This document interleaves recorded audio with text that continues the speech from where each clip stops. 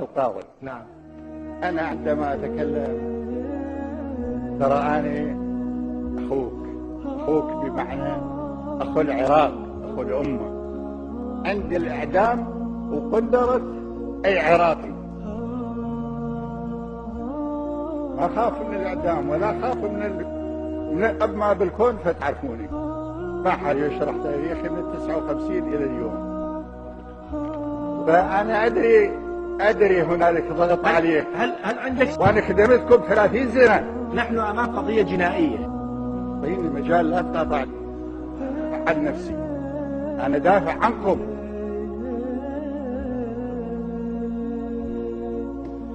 يسمح له يدخل فايلات، لكن صدام حسين يكتب الشيء اللي يريد يتذكره حتى يوصلوا للقضاء عليكم. سيادة القاضي يريدكم رماح وسيوف لوجه الأعداء، وأنا فيها هنا لا أدافع عن صدام حسين، أمارس المحاماة. أنا تعرفوني أحط نقاط على الحروف في السياسة وفي غير السياسة، ولذلك الصهيونية والأمريكان المسؤولين يكرهون صدام حسين، ويكذب البيت الأبيض مرة أخرى، وهو كذاب رقم 1 بالعالم مكشوف، لأنه قال بالعراق كيمياوي وعلاقة مع الإرهاب، ثم صرح لاحقا أنه لم نعثر على شيء من هذا في العراق. فأريد أقول أيضا صرح قال أنه اللي قاله صدام حسين مو صحيح، لكن صدام حسين في الديمقراطية الأمريكية التي فضحت هنا في العراق العظيم يضحكون ويشتمون. على حال خليك البرداء خلى القرود يضحكون. الأسد ما يهمه إذا قرد فوق شجرة يتبسم عليه.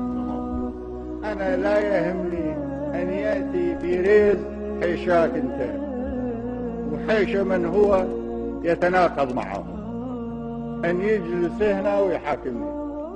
طز عليه قلت المصريين وعلى كيان الهزيل، أو لو يجي بوش ويقعد هنا ويحاكمني ما يهمني، طز عليه وعلى كرسيه.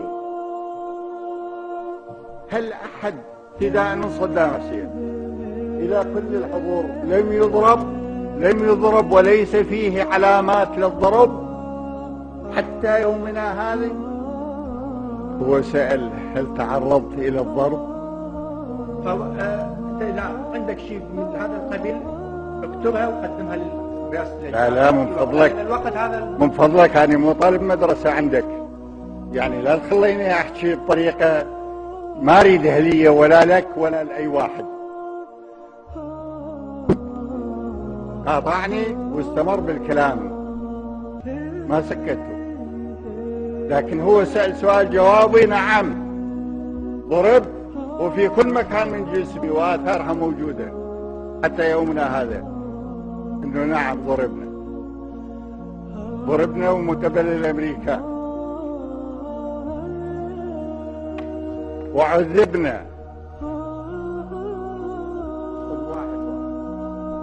فخامس البنادق على رقبته إلى أبو نادية إلا طلعوا عظام رجليه. قانون هذا سنته أمريكا. يحيى العراق، يحيى العراق، يعيش البحر، يعيش الأمة العربية. افتحوا خليه يروحون.